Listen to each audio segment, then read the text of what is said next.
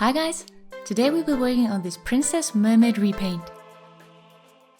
Since I wanted this character to be a princess of sorts, I went for a lot of glitter and shine throughout the repaint to make her stand out.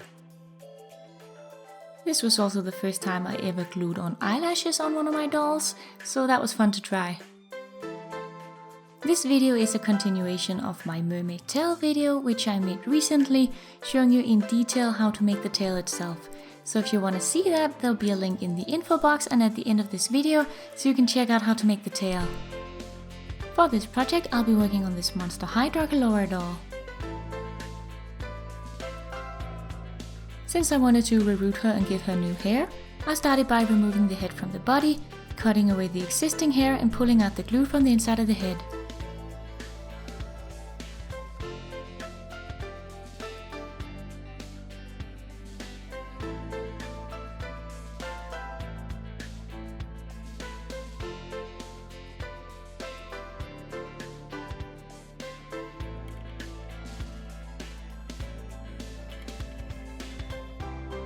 Once that's done, I use some acetone nail polish remover to take away the paint on top of the head.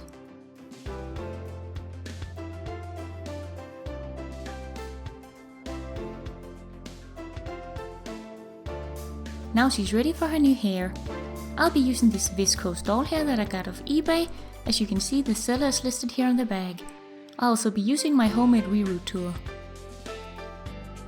Since I've already gone over how to reroot a few times, I'm just gonna show it here.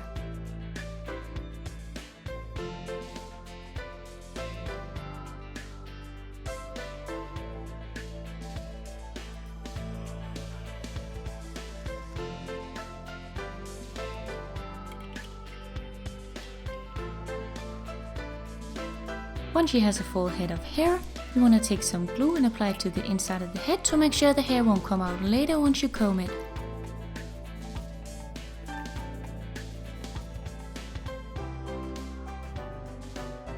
Then I'm going back to the nail polish remover to take away the factory paint off the face.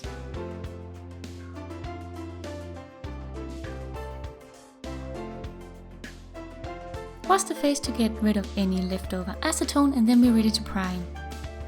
I start by spraying the face with 3 coats of Mr. Super Clear spray. This is to prime the face to make sure that my materials will grip onto it, and later in the process I use it to seal in whatever steps I've made and build on top. For the actual repaint I use my watercolor pencils by Faber-Castell Albrecht Dürer, then I use a few shades of chalk pastel, and finally I added a few shades of mica powder to the eyes and lips, but that's not necessary if you don't have it. As usual, I started by sketching out the eyes.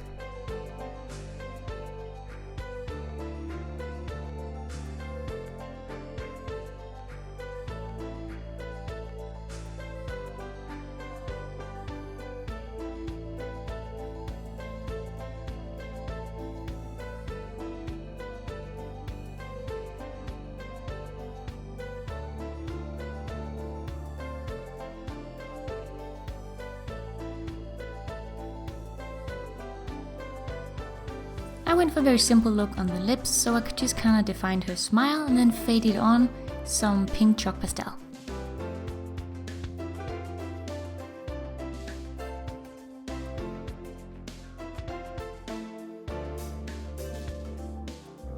For the eyebrows, I like to start by gently sketching them out with some chalk pastel, since it's a little less defined than the pencils, so it's a little less scary to start with.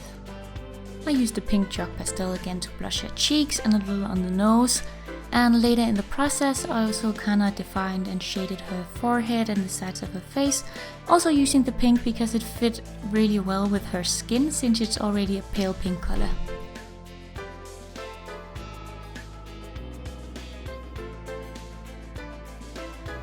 As I mentioned before, I seal the doll with Mr. Super Clear spray along the process whenever I want to save what I've done, and then when it's dry I build on top of the colors to get better and more opaque colors, so that's why you see me going over the same areas again and again.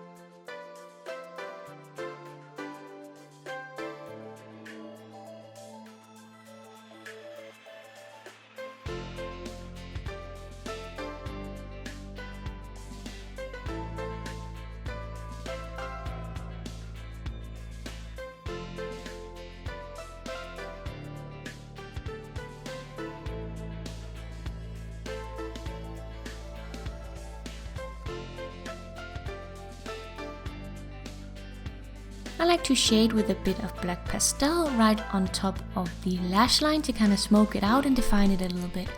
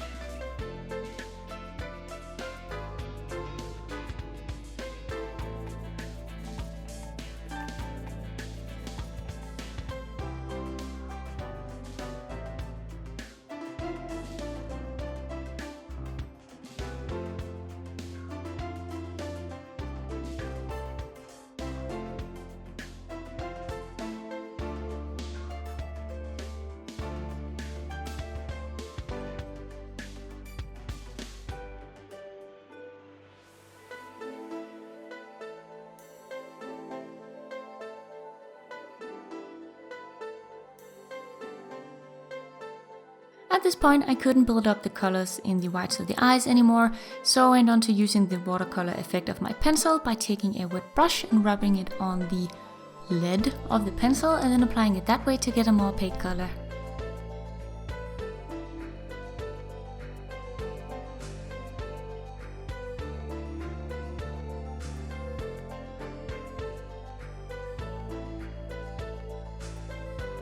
And finally I use a damp brush to apply a bit of purple and pink mica powder to the eyes and a bit of pink to the lips.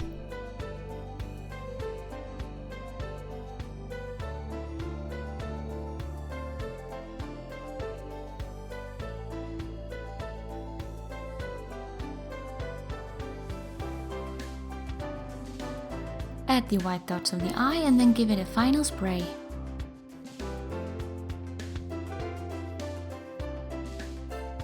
I wanted to try and add actual eyelashes, so I went on eBay and found these doll eyelashes pretty cheap. Then I cut them down to size and length and glued them on.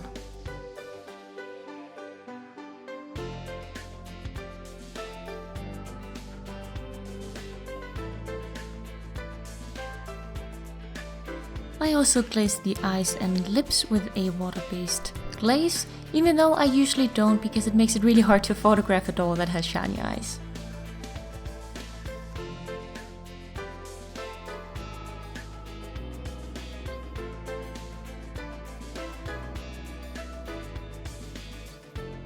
Now set the face aside to dry and we can work on her top. I used some painter's tape to stick onto her body and then drew out the pattern on how I wanted it to look.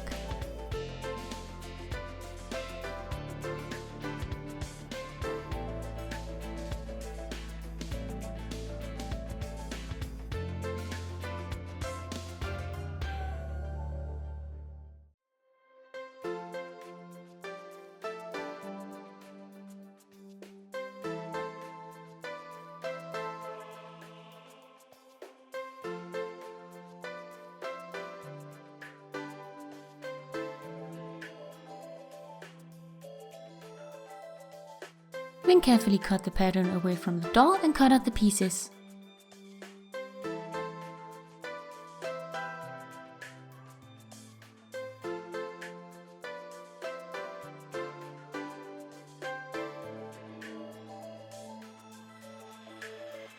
Then trace the pattern onto a non-frayable fabric and cut them out, leaving room to sew. Then sew the pieces together.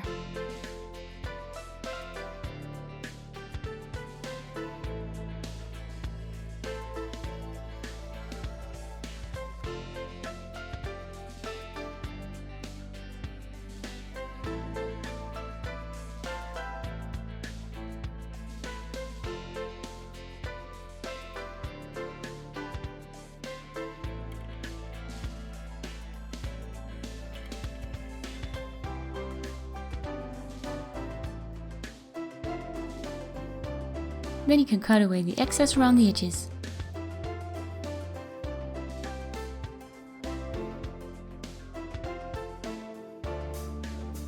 Now you can use Velcro or buttons to close it up in the back, so it's all up to what you prefer.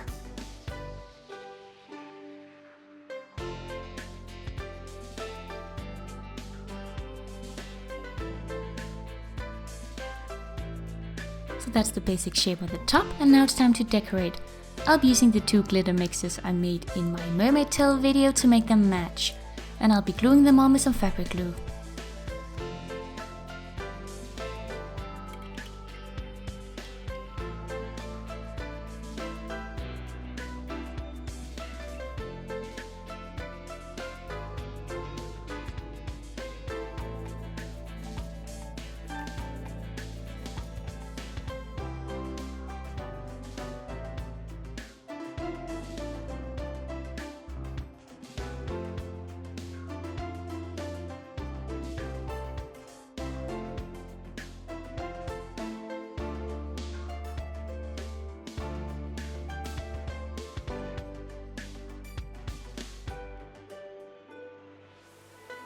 Once you're done adding the glitter, you want to encapsulate everything in a layer of glue. This is to make sure that the glitter stays put and it won't just go everywhere any time you touch it.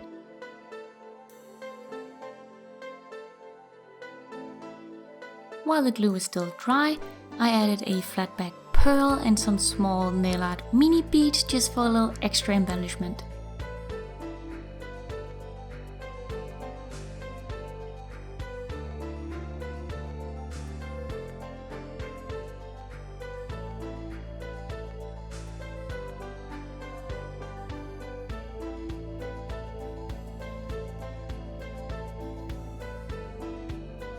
Once the whole top dried, it looked like this and really matched the tail nicely.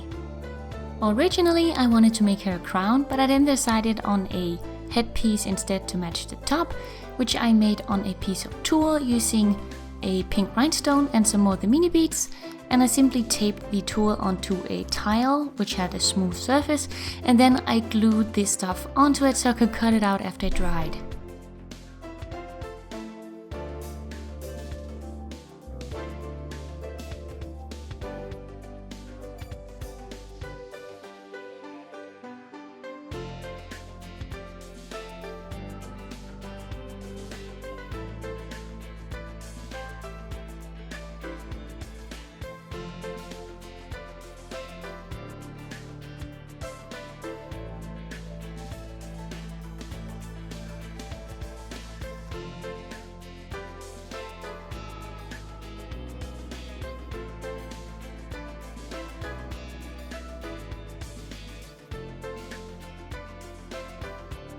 And here's the finished headpiece. Now you can attach it with a piece of sticky tack so it's not permanent, and gently tuck the ends into the hair.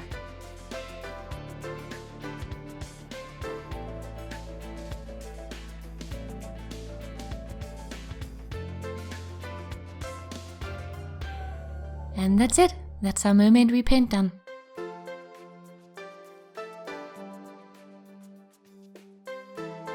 I hope you enjoyed this project. If you have any requests for future repaints, be sure to leave them in the comments below.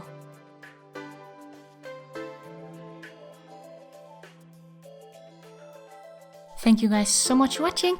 Hit the like button if you enjoyed, and I'll see you guys in my next video. Bye!